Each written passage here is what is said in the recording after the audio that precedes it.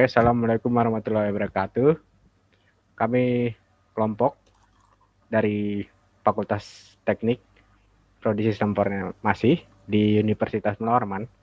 Hari ini kami akan mempresentasikan sebuah kasus studi pada perusahaan jasa di mata kuliah Manajemen Risiko Teknologi Informasi. Berikut adalah anggota kelompok kami. Yang pertama ada Ahmad Ridwan, yang kedua ada Amira Wardana Nuran, yang ketiga ada Muhammad Fahreza, yang keempat ada saya Muhammad Ridho Palevi, yang kelima Muhammad Rizky Masliah, yang terakhir Ramadana. Oke, konten yang akan kami bahas di presentasi hari ini ada 5. Yang pertama itu pendahuluan manajemen risiko, yang kedua keutamaan risiko keamanan, yang ketiga masalah keamanan, yang keempat tantangan masalah perlindungan, yang kelima komponen identifikasi risiko dalam perlindungan informasi. Mungkin selanjutnya bisa dilanjutkan oleh saudara Ade Ahmad Ridwan. Saya persilakan. Latar belakang penerapan teknologi dalam perusahaan memerlukan perencanaan yang strategis, khususnya penerapan teknologi pada manajemen proyek, agar penerapan dapat sesuai dengan tujuan bisnis yang diharapkan. Jika tidak sesuai dengan tujuan bisnis yang diinginkan, penerapan teknologi informasi dalam manajemen proyek akan menimbulkan risiko yang dapat menyebabkan proses bisnis tidak optimal, kerugian finansial, menurunnya reputasi perusahaan, bahkan hancurnya perusahaan. Manajemen risiko teknologi informasi banyak berperan penting hampir dalam seluruh aspek fungsional perusahaan. Dalam manajemen risiko teknologi informasi adalah masalah yang kompleks. Satu, yang terpenting dari proses ini adalah analisis risiko yang berguna untuk mengoptimalkan dan meminimalisir kerugian yang berhubungan dengan risiko. WCA CS 2008, dengan adanya manajemen risiko proyek diharapkan dapat membantu perusahaan dalam hal meminimalkan tingkat kerugian yang diinginkan perusahaan. Maka dari itu diperlukan pengelolaan proyek yang baik agar suatu proyek dapat berjalan sukses. Next. Satu, mengetahui bagaimana manajemen risiko dialami perusahaan. Kedua, untuk memenuhi tugas manajemen risiko TI. Next. Satu, pendahuluan manajemen risiko. Next.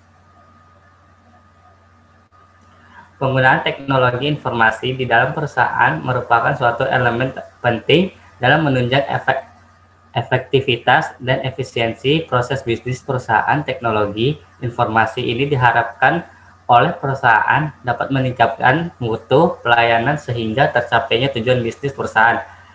Menurut Pathak 2005, semua sistem keamanan memiliki kelemahan. Ketika teknologi dikaitkan dengan keamanan sistem, kelemahan sistem tersebut menjadi lebih rumit dan sulit untuk ditemukan dan dilindungi. Untuk membentuk sebuah sistem keamanan yang baik, perusahaan harus melakukan pengujian terhadap sejumlah ancaman untuk menemukan kerentanan-kerentanan yang baru. Yang kedua ialah pengelolaan informasi di dalam perusahaan tidak terlepas adanya kepercayaan antara pihak manajemen dan karyawan. Menurut Vega dan Elof 2007, kepercayaan adalah elemen penting dalam membangun keamanan informasi di dalam lingkungan teknologi informasi. Jika manajemen percaya kepada karyawan dan begitu pula sebaliknya, maka memudahkan untuk mengimplementasikan prosedur yang baru dan mengarahkan karyawan untuk melewati perubahan perilaku terhadap keamanan informasi. Next.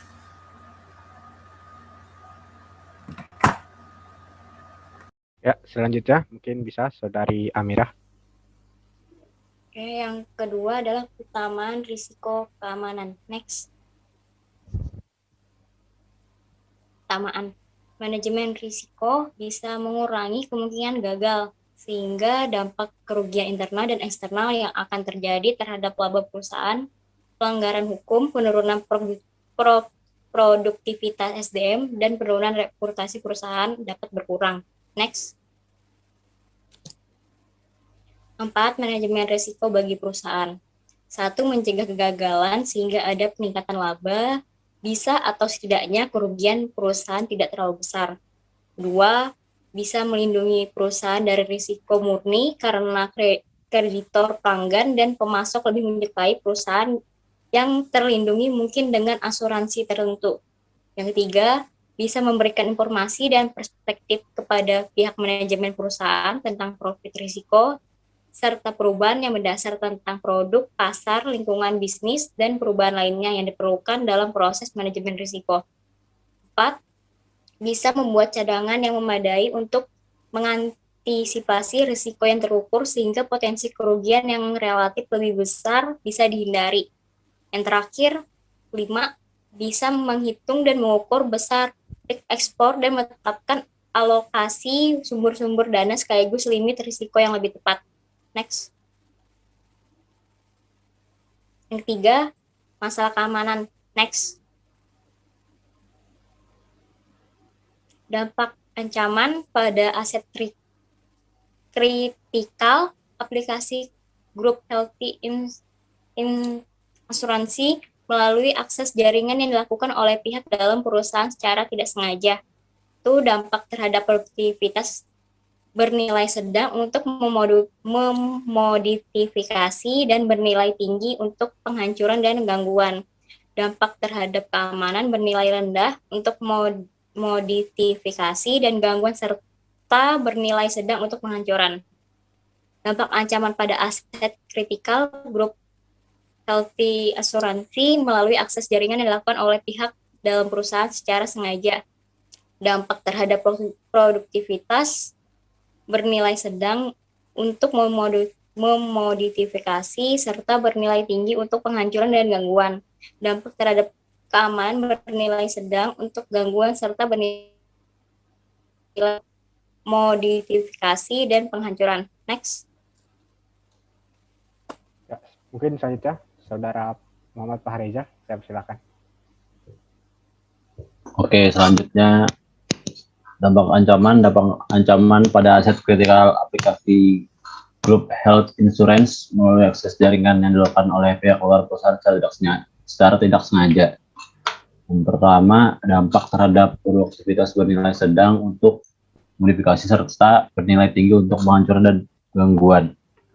Kedua, ada dampak terhadap keamanan bernilai rendah untuk modifikasi dan gangguan, sedangkan bernilai sedang untuk penghancuran. Dampak ancaman pada aset kritikal aplikasi grup health insurance melalui akses jaringan yang dilakukan oleh pihak luar perusahaan secara sengaja. Yang pertama, ada dampak terhadap produktivitas bernilai sedang untuk modifikasi serta bernilai tinggi untuk penghancuran dan gangguan. Kedua, dampak terhadap keamanan bernilai sedang untuk gangguan, sedangkan bernilai rendah untuk modifikasi dan penghancuran. Next.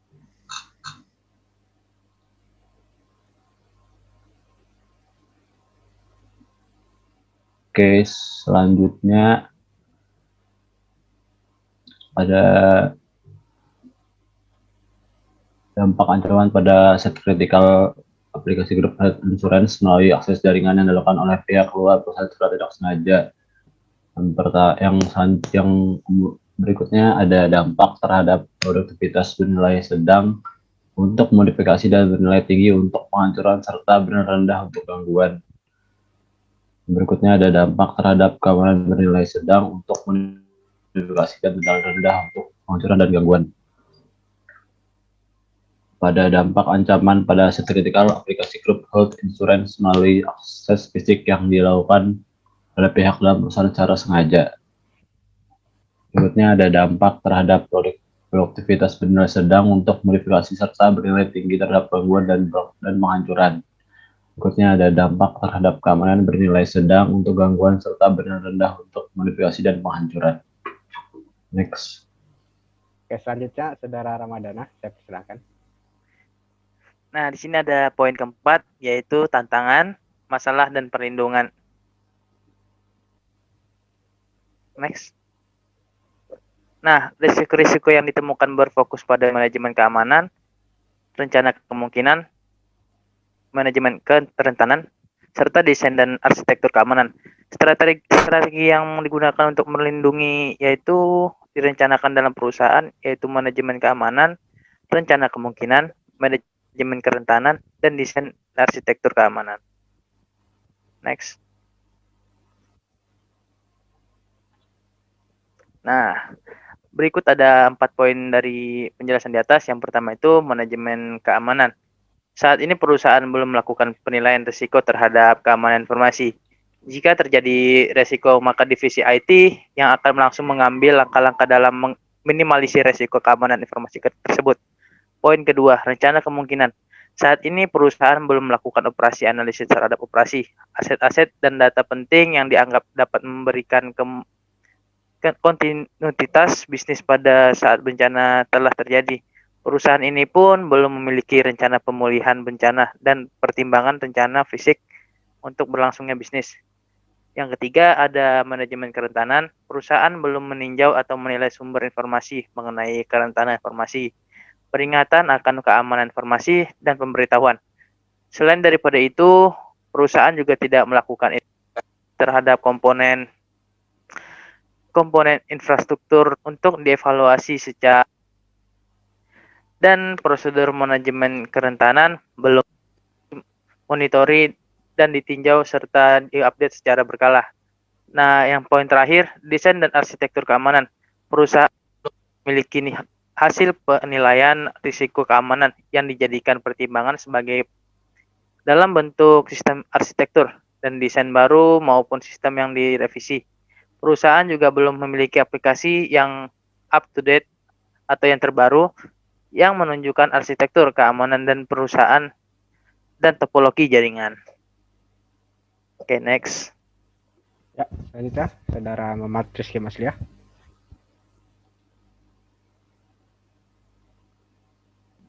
Yang kelima, ada komponen identifikasi risiko dalam perlindungan informasi. Dalam mendukung pelaksanaan hasil pengukuran risiko teknologi informasi Octave S, ada beberapa hal yang menjadi pertimbangan perusahaan, di mana manajemen perusahaan harus membuat suatu strategi bisnis sebagai prioritas bagi keamanan perusahaan dan melakukan evaluasi secara berkala agar dapat disusun rencana strategi untuk penanggulangan risiko, serta perusahaan dapat mempertimbangkan apakah metode Octave S merupakan metode terbaik dalam melakukan pengukuran risiko guna menjaga aset-aset perusahaan. Next. Jadi kesimpulan dari materi ini, dari hasil analisis yang dilakukan diperoleh beberapa kesimpulan, yaitu pertama, perusahaan belum menerapkan manajemen risiko TI secara menyeluruh. Hal ini dapat dilihat dengan tidak adanya rencana kontingensi dan disaster recovery plan. Yang kedua, tidak memiliki alokasi dana untuk melakukan pelatihan, kesadaran, dan keamanan secara berkala. Yang ketiga, perusahaan telah mengelola sistem keamanan dan jaringan dengan baik. Dapat dilihat dari adanya akses terbatas terhadap informasi yang bersifat sensitif. Next. Ya, terima kasih semuanya sudah mempresentasikan. Sekian dari presentasi kami. Jika ada salah kata ataupun perkataan dari kami yang menyinggung, saya mohon maaf. Saya Muhammad Ridho Palevi selaku moderator, saya undur diri. Wassalamualaikum warahmatullahi wabarakatuh.